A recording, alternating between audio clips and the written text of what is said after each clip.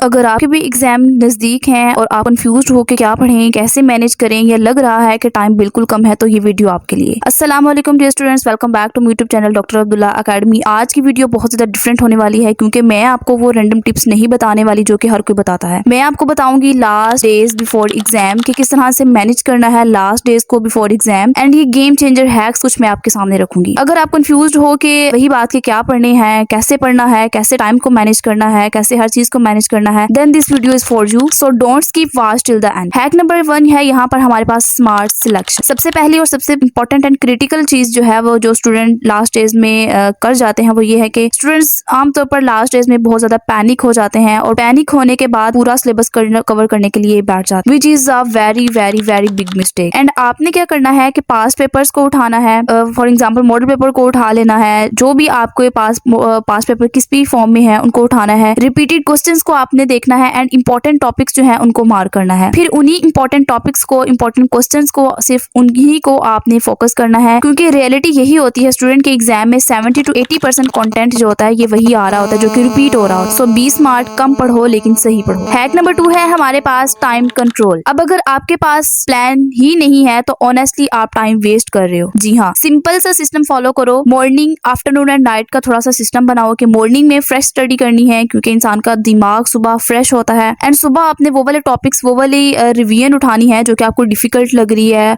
या कुछ new topics हैं या कुछ डिफिकल्ट टॉपिक्स हैं वो उठाने हैं और सुबह को उनको आपने पढ़ना है। एंड आफ्टरनून में आपने प्रैक्टिस करनी है क्योंकि आफ्टरनून में इंसान थोड़ा लूजी फील कर रहा होता है, ठीक है, तो आपने आफ्टरनून में प्रैक्टिस करनी है। प्रैक्टिस में अब क्या चीजें आ जाती हैं, एमसीक्यूज को सॉल्व कर लिया, शॉर्ट क्वेश्चंस को देख लिया, न्यूमेरिकल्स को सॉल्व कर लिया, मैथ के थ्योरम कर लिए, ठीक है, तो ये चीज आपने आफ्टरनून में करनी है। एंड नाइट में आपने क्या करना है, नाइट में आपने 1-2 घंटा रिवीजन के लिए लाजमी रखना है, क्योंकि जब आप एक पूरे दिन की जो भी आपने स्ट्रेटेजी प्लान की होती है, जब आप उसको रिवाइज नहीं करके सोते ना, तो आपको माइंड को ये पता नहीं लग रहा होता है कि मैंने आज के सारे दिन में क्या पढ़ा है। तो आपने नाइट में 1-2 घंटा लगा के आपने रिवीजन लाजमी देनी है जो कि आपने सारे दिन में पढ़ा है। This is very important to know, वरना आप सिर्फ पढ़ ही रहे होंगे लेकिन रिटेन कुछ नहीं आपको हो रहा होगा। एंड लास्ट डेज में रिटेंशन ही सब कुछ होता है। एंड यहाँ पर हैक नंबर 3 है हमारे पास रियल एग्जाम प्रैक्टिस। ये हैक इग्नोर मत करना students, this is the gold thing. रोज कम से कम एक पास पेपर उठाना है और उसको सॉल्व करना है टाइमर लगाकर, ठीक है, मतलब ये कि बिल्कुल एग्जाम वाला इन्वायरमेंट बना के आपने बैठना है, नो फोन, नो डिस्ट्रैक्शन। इससे क्या होगा, आपको अपनी स्पीड का अंदाजा हो जाएगा एंड आपको पता चल जाएगा कि कहाँ पर टाइम जो है वो ज्यादा लग रहा है एंड कहाँ पर मुझे टाइम को मैनेज करने की जरूरत है। और तीसरी इंपॉर्टेंट चीज ये है कि आपका जो मेंटली लेवल है वो प्रिपेयर हो जाएगा एग्जाम के लिए, आप रेडी हो जाएंगे एग्जाम के लिए। एंड बिलीव मी, यही डिफरेंस होता है एंड यही चीज डिफरेंस क्रिएट करती है टॉपर्स में और एवरेज स्टूडेंट्स के अंदर। हैक नंबर 4 है यहाँ पर हमारे पास पेपर अटेम्प्ट स्टाइल। देखो, सिर्फ आंसर्स को आना इनफ नहीं होता, प्रेजेंटेशन इज एवरीथिंग। एग्जामिनर को आपका आंसर इजीली समझ आना चाहिए, यही हमारा पर्पस है एंड यही मेन फोकस है कि एग्जामिनर को आपका आंसर, आपकी आंसर शीट के ऊपर आपने जो लिखा है वो इजीली समझ आना चाहिए। इसलिए आपने क्या करना है, हेडिंग्स को बोल्ड करके लिखना है, क्लियर लिखना है, पॉइंट्स बना बना कर लिखना है, पैराग्राफ से अवॉइड करना है, लेकिन जहां पर पैराग्राफ की जरूरत हो वहां पर लाजमी पैराग्राफ लिखना है। एंड जितना हो सके आपने पैराग्राफ से अवॉइड करना है, पॉइंट्स बना बना के लिखने हैं। एंड इंपॉर्टेंट जो कीवर्ड्स आ रहे हैं उनके अंदर उनको अंडरलाइन करना है, उनको हाईलाइट करना है, उनको थोड़ा बोल्ड करके लिखना है ताकि एग्जामिनर की जो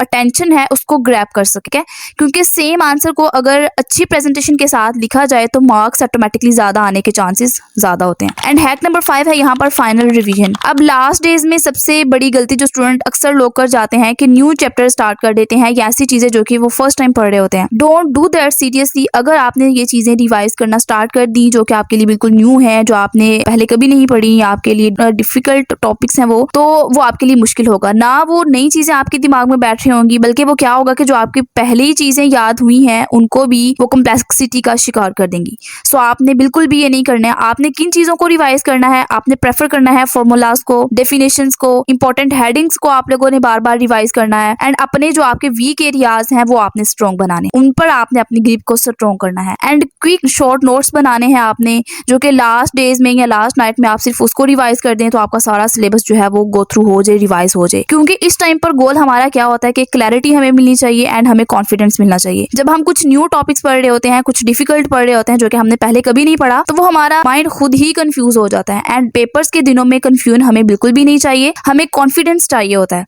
तो इसके लिए आपने कोई ऐसी चीज नहीं करनी जो कि आपके कॉन्फिडेंस को लूज कर दे एंड आपके माइंड को कंफ्यूजन में डाल दे। और ऑनेस्टली स्पीकिंग कि अगर आपने ये 5 हैक्स फॉलो कर लिए तो ट्रस्ट मी कि आपका पेपर ऑटोमेटिकली इंप्रूव हो जाएगा। अब चॉइस सिंपल है, या तो बिना प्लान के स्ट्रगल करो या स्मार्ट स्ट्रेटेजी के साथ एग्जाम दो। यही थी आज की वीडियो। अगर वीडियो आपको अच्छी लगी हो तो वीडियो को लाइक कीजिए, प्यारा सा कमेंट लिखिए और हमारे इस चैनल को सब्सक्राइब कीजिए। मिलते हैं नेक्स्ट वीडियो में, तब तक के लिए अल्लाह हाफिज।